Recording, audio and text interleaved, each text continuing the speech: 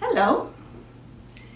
Today, I'd like to check in with you about stress and inner peace. So, what would it mean to you to have more inner peace instead of more stress? Like when you're driving, when you're at work, when you're at the store, when you're dealing with other people. If you're like me, other people can be your biggest challenge to inner peace. Other people can be wonderful, supportive, even adorable. But at other times, when an interaction doesn't go well, I find myself walking around all day, muttering about how irritating and unreasonable the other person is. Not much inner peace there. And that reminds me of the story of my student Carla, who's proud of having a pretty good marriage with Daniel. They have a lot of great conversations, they have great cuddling sessions, etc. But sometimes Daniel gets a notion in his head, he gets stubborn about something, and then he's absolutely infuriating. At least from Carla's point of view.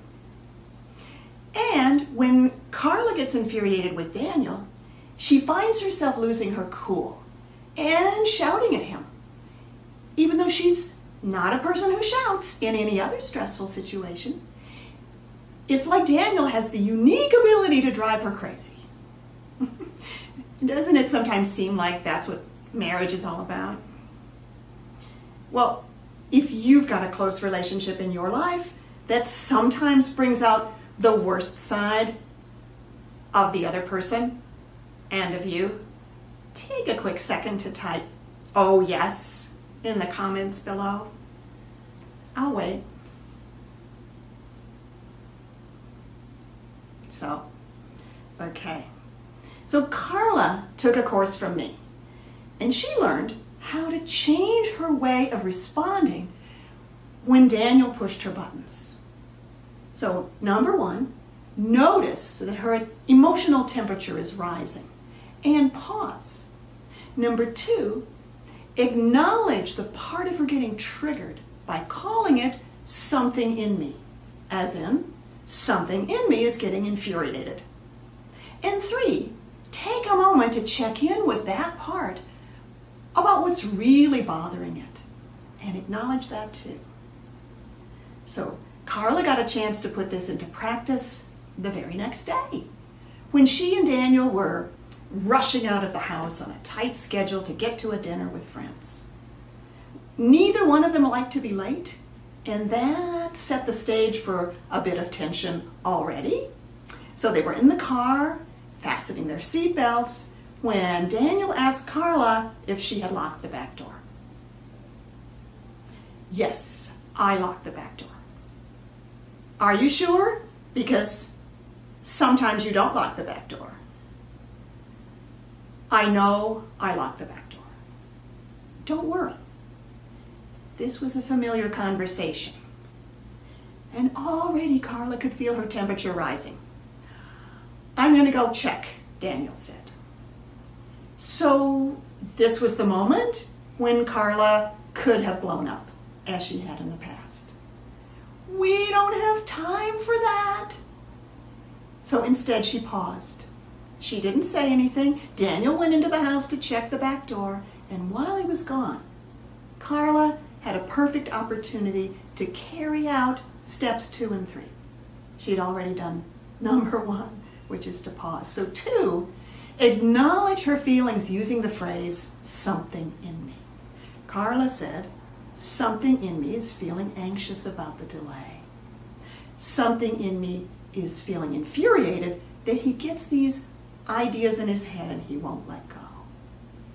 And she felt her breathing slow down and her body start to relax. It's absolutely magical what a big difference it can make to acknowledge our feelings.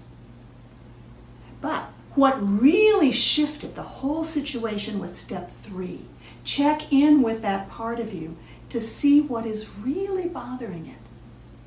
In those few minutes while Daniel was checking the back door, Carla was able to get in touch with the infuriated part of her and sense what was going on more deeply. And it was something about not being believed, not being trusted. And she acknowledged that. Something in me has a hard time when I am not believed and not trusted. As soon as she acknowledged this, Carla felt an inner letting go of the need for Daniel to be different from how he was. Like, okay, I need to be believed, and he needs to check the back door. This is me, and that's him. So not just the intellectual notion that we're two separate people, each with our own needs, but really feeling that in her core. And the realization brought a huge relief and a sense of lightness. And when Daniel came back to the car, maybe expecting to see an irritated Carla ready to blow up at him, he saw instead a smiling Carla ready to accept him. What a difference. Their whole evening was lighter, and they felt close and connected with each other. And I loved hearing this story. So what were those 3 steps again? 1, notice that you're getting hot under the collar about something and pause. 2, acknowledge the part of you getting triggered by calling it something in me, as in something in me is getting infuriated. And 3, take a moment to check in with that part about what is really bothering it and acknowledge that too. When the behavior of a close person sets us off, it can feel like it's all their fault. And I'm not saying that's not true, but there's something very freeing that can happen when I can be me and you can be you. And as someone who's in a long-term relationship myself, I know that most of what can drive me crazy actually doesn't matter. And if I can separate what doesn't matter from what does matter, I will save myself so much grief.